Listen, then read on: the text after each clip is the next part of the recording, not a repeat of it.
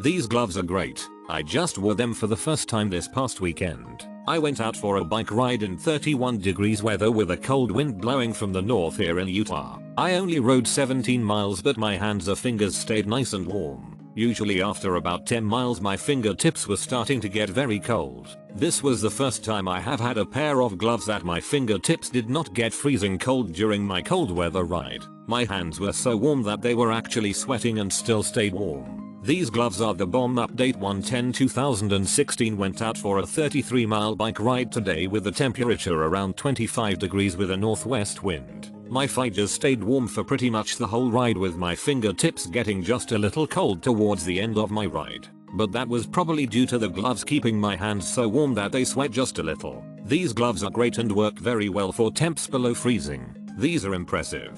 As other reviewers have noted, it's a bit like they put in a liner glove, so you have to be careful taking them off, and they take a long time to dry. But on the bike, they are solid, and I appreciate the high vis color. Anything over 35 degrees unless you are riding slowly, they'll be too warm. My hands are really sensitive to cold, so I usually try to overglove myself if I'm going to be working out outside for a longer period. I use these gloves for a 6+ hour ride in the upper peninsula of Michigan, with temperatures in the upper 30s and low 40s throughout, plus a 10-15 mile per hour wind for significant segments. My hands weren't necessarily toasty warm, but they stayed warm enough to function normally, which for me is a ringing endorsement.